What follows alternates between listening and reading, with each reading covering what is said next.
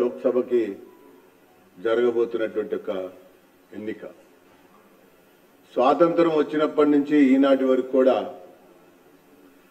అనేక ఎన్నికలలో భారత ప్రజానికం చాలా విఘ్నతతో తీర్పునిస్తూ వచ్చారు. ఒక్కొక్కసారి ఒక్కొక్క రకంగా తీర్పునిచ్చారు. ప్రతిసారి ప్రతి సమయం ప్రతి సందర్భంలో మనం పరిశీలిస్తే ఎమర్జెన్సీకి వ్యతిరేకంగా ఒకసారి దేశవ్యాప్తంగా తీర్పిచ్చారు, ఒకే ఒక కోవలో అన్నట్టు. ఆ తర్వాత సానుభూతి పవనాల మీద కూడా ఇందిరాగాంధీ హత్య తర్వాత, రాజీవ్ గాంధీ హత్య తర్వాత సానుభూతి పవనాల మీద కూడా దేశవ్యాప్తంగా తీర్పిచ్చారు. ప్రజాస్వామ్య పరిరక్షణ పేరు మీద కూడా దేశవ్యాప్తంగా ఒకసారి తీర్పిచ్చారు.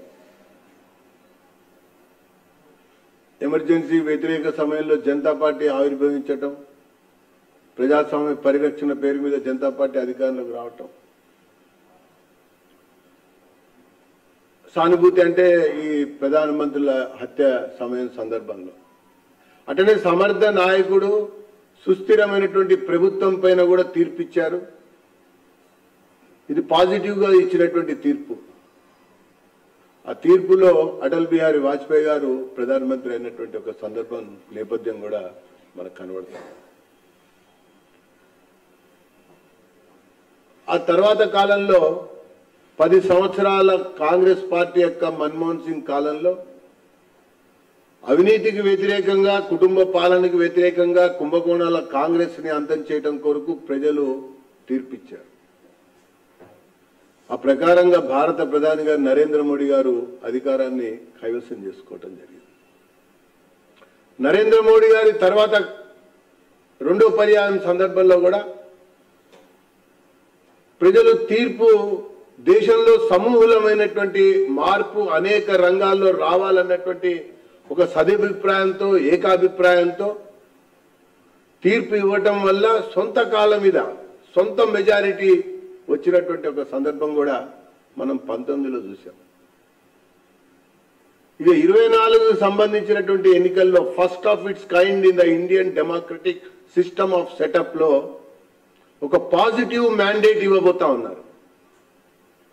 ఒక positive mandate in the favour of Narendra Modi గారు రాబోతున్నటువంటి ఒక విషయం ఇప్పటికే దేశవ్యాప్తంగా అనేక రకాల సర్వేలలో 370 దాటుతుంది బీజేపీకి సొంతంగాని, మిత్రపక్షాలతో కలిసి 400 దాటొచ్చు అన్నటువంటి ఒక అభిప్రాయంతో ప్రధానమంత్రి నరేంద్ర మోడీ గారు ఈ భారతదేశంలో అన్ని వర్గాలకు కూడా ఆమోదయోగ్యమైనటువంటి వ్యక్తిగా, ప్రపంచంలోనే ఒక దార్శనిక నాయకుడిగా, అగ్రరాజ్యాల సరసన నిలబడి శాసించేటువంటి స్థాయికి ఎదిగినటువంటి వ్యక్తిగా ప్రజలు భావించి ఒక పాజిటివ్ మ్యాండేట్ ని ఈ 18వ లోక్సభలో, ఈ 2024 ఎలక్షన్స్ లో, రేపటి సార్వత్రిక ఎన్నికల్లో తీర్పు ఇవ్వబోతున్నటువంటి విషయాన్ని నేను మీకు ఈ సందర్భంగా మనవి చేస్తా ఉన్నాను. ఇది గ్రహించి ఈ విషయాన్ని, అంటే pulse of the public and mood of the public ని గుర్తించి అడ్డుకోవాలని కొన్ని శక్తులు, కొన్ని వ్యక్తులు, కొన్ని సంస్థలు ఏ రకంగా అయినా సరే ఒకటయ్యి చివరికి ఆత్మహత్య సదృశమైనా పర్వాలేదు, మోడీ గారిని అడ్డుకోవాలన్నటువంటి ఒక ఏకైక లక్ష్యంతో కూటమిగా ఏర్పడి పన్నుతున్నటువంటి కపట నాటకాలని, కుట్రలని, కుతంత్రాలని ఇప్పటికే ప్రజలు అర్థం చేసుకోగలిగారు. అర్థం చేసుకునే మరొకసారి మోడీ ఫిరేక్ బార్ నరేంద్ర మోడీ అన్నట్టు రీతిలో ముందుకు పోతున్నటువంటి ఒక ప్రచారం మనకు కనబడుతున్నటువంటి అంశం. భారతీయ సాంస్కృతిక వైభవాన్ని కాపాడినటువంటి వ్యక్తిగా, సుస్థిరంగా ఉండగలిగేటువంటి నాయకుడిగా మరొకసారి మోడీకి ప్రజలు పట్టం కట్టబోతా ఉన్నారు. మచ్చలేని నాయకుడిగా, అవినీతి పాలన అనేది కానరానటువంటి ప్రభుత్వంగా మరొకసారి మోడీ గారికి అందలం ఎక్కించబోతా ఉన్నారు. దీంతో పాటు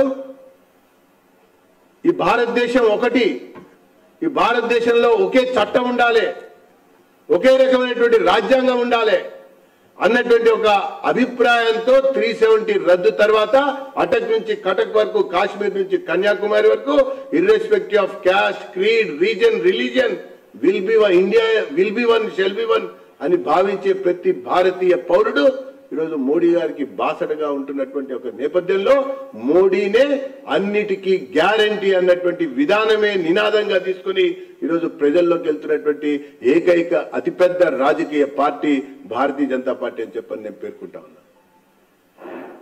ఇది ఒకవైపున నడుస్తున్నటువంటి చరిత్ర, కనబడుతున్నటువంటి ఒక దృశ్యం, ప్రజలు ఆలోచిస్తున్నటువంటి ఒక వైనం. ఈ నేపథ్యం, ఈ సందర్భంలో అమూల్ బేబీగా పిలువబడుతున్నటువంటి వ్యక్తి లోక్సభలో అనేక సందర్భాల చర్చల సమయంలో చిలిపివేషాలేసి అనేక రకాలుగా వ్యవహారం చేసినటువంటి వ్యక్తి హైదరాబాద్ లో రాబోతున్నాడు. మరి జన జాతర అనే పేరు మీద సమావేశం పెడుతున్నటువంటి ఒక విషయం. ఆయన గ్యారంటీ ఇస్తాడట. ఆయన గ్యారంటీ ఇవ్వడానికి తుక్కుగూడలో బహిరంగ సభకి రాబోతున్నాడు. తుక్కుగూడ సమావేశం ఈసారి కాంగ్రెస్ ని తుక్కుగా ఓడగొడుతుంది. గతంలో తెలంగాణ రాష్ట్రంలో కూడా జరిగినటువంటి సార్వత్రిక ఎన్నికల్లో కేసీఆర్ ని ఓడగొట్టాలి అన్నటువంటి ఒక మూడ్ ఆఫ్ ది పబ్లిక్ తో వేసినటువంటి ఓటు. కానీ ఈసారి భారత ప్రజలంతా కూడా, భారతదేశంలో ఉన్నటువంటి అన్ని రాష్ట్రాల ప్రజలు కూడా మరొకసారి భారత ప్రధానమంత్రి నరేంద్ర మోడీని చేయాలి అన్నటువంటి ఒక పాజిటివ్ సంకల్పంతో వేస్తున్నటువంటి ఒక ఓటులో ఈ రాష్ట్రంలో కాంగ్రెస్ కనుమరుగైతుంది, కొట్టుకుపోతుంది, కూలిపోతుంది అని చెప్పని నేను పేర్కొంటా ఉన్నా. ఈ రాహుల్ గాంధీ ఎవరికి గ్యారంటీ? దేనికి గ్యారంటీ? ఒకసారి కాంగ్రెస్ పాలన యొక్క రికార్డు చూడండి. స్వాతంత్రం వచ్చినప్పటి నుంచి ఈనాటి వరకు కూడా నెహ్రూ గాని, ఇందిరాగాంధీ, రాజీవ్ గాంధీ గాని, మన్మోహన్ సింగ్ గాని ఎవరికి గ్యారంటీ? వీళ్ళు దేనికి గ్యారంటీ అంటే కుటుంబ పాలనకి గ్యారంటీ ఈ కాంగ్రెస్ పార్టీ. అవినీతికి మారుపేరు, అవినీతికి గ్యారంటీ ఈ కాంగ్రెస్ పార్టీ. కుంభకోణాలకి పెట్టింది పేరు కాంగ్రెస్ పార్టీ గ్యారంటీ. పేదరికాన్ని నిర్మూలిస్తామని చెప్పినటువంటి కాంగ్రెస్ పార్టీ ఘోరంగా వైఫల్యం చెందిన దానికి ఈ కాంగ్రెస్ పార్టీ గ్యారంటీ. అవకాశవాద రాజకీయాలకు గ్యారంటీ కాంగ్రెస్ పార్టీ. బుజ్జగింపు చర్యలకి, అపీజ్మెంట్ పాలసీకి పరాకాష్ఠగా మిగిలినటువంటి గ్యారంటీ కాంగ్రెస్ పార్టీ. కొత్తగా వీళ్ళు ఏదో గ్యారంటీ ఇస్తామంటే ప్రజానికం నమ్మే స్థితిలో లేరు, పరిస్థితిలో లేరు. ఆశ్రిత పక్షపాతానికి గ్యారంటీ కాంగ్రెస్ పార్టీ. వారసత్వ పాలనకి గ్యారంటీ ఈ కాంగ్రెస్ పార్టీ.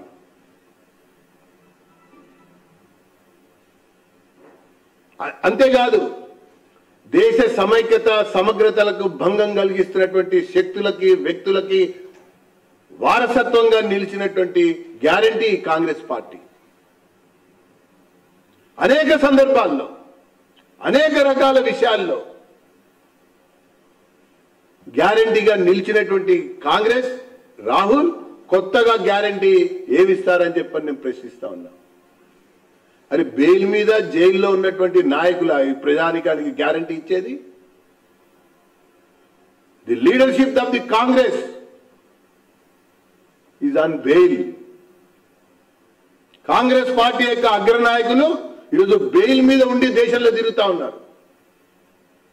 జైలుకి వెళ్ళినటువంటి కాంగ్రెస్ పార్టీ యొక్క కూటమి నాయకుల ఈ దేశ ప్రజానికానికి గ్యారంటీ ఇచ్చేదని చెప్పని భారతీయ జనతా పార్టీ సూటిగా ప్రశ్నిస్తూ తుక్కు కూడా సమావేశం ఈ కాంగ్రెస్ పార్టీని తుక్కుగా ఈ రాష్ట్రంలో ఓడగొట్టబోతోంది, దేశంలో కనుమరుగు కాబోతున్నటువంటి విషయాన్ని నేను ఈ సందర్భంగా తెలియజేస్తా ఉన్నా.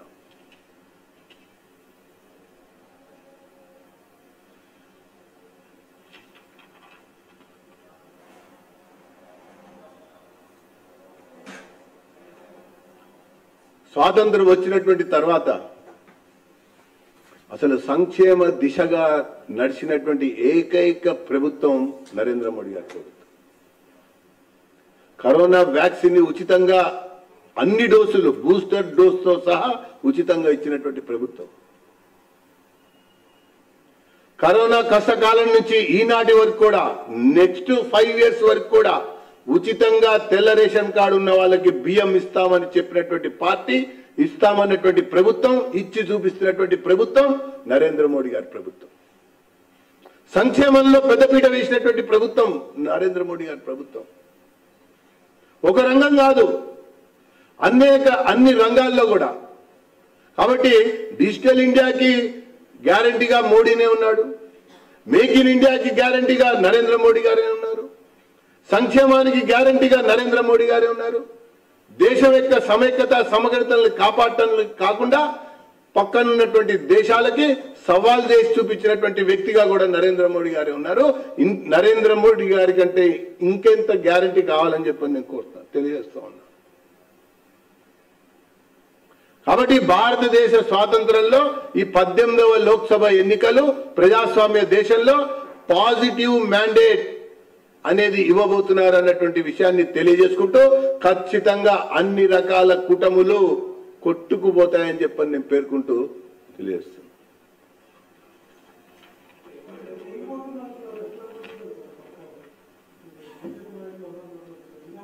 నేను అన్నది ఘోరంగా ఓడిపోతారన్న పదం అని దాంట్లో ఆ రకంగా అంటే వాళ్ళు నిర్మాణం చేసుకున్నటువంటి ఊహలు ఏవైతే ఉన్నాయో, ఆలోచనలు ఏవైతే ఉన్నాయో, 6 గ్యారంటీల అమలుకు సంబంధించినటువంటి విషయాలు ఏవైతే ఉన్నాయో అవన్నీ పేక మేడల్లా కూలిపోతాయని చెప్పంటున్నా.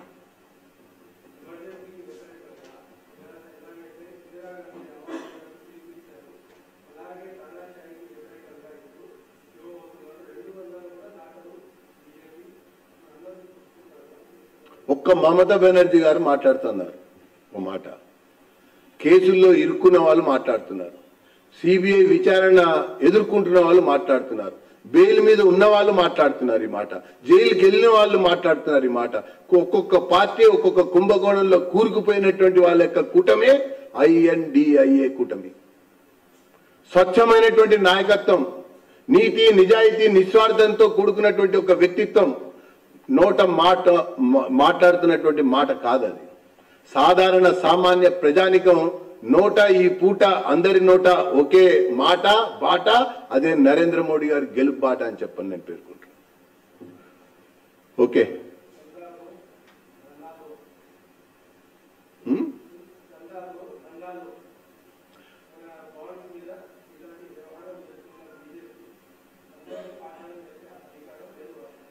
ఇప్పుడు ఎలక్ట్రల్ బాండ్స్ అనేటువంటి ఒక అవకాశం పార్లమెంట్ ఆమోదంతో వచ్చింది, అన్ని పార్టీల యొక్క ఆమోదంతో వచ్చినటువంటి ఎలక్ట్రల్ బాండ్స్ ఒకటి. తర్వాత రెండోది, ఏ సంస్థ ఎలక్ట్రల్ బాండ్స్ కొన్నా ఐటీ రిటర్న్స్ లో చూపించాలి. ప్లస్ ఏ రాజకీయ పార్టీ అయినా ఈ ఎలక్ట్రల్ బాండ్స్ ద్వారా లబ్ధి పొందినట్టయితే రెగ్యులర్ గా ఆ రాజకీయ పార్టీలు కూడా ఐటీ రిటర్న్స్ దాఖలు చేయాలి. ఆ రకంగా కూడా చీటింగ్ చేసినటువంటి పార్టీ కాంగ్రెస్ పార్టీ. అందుకనే నోటీస్ అందుకుంది, ఐటీ నోటీస్ అందుకుంది కూడా అందుకునే. Okay, thanks.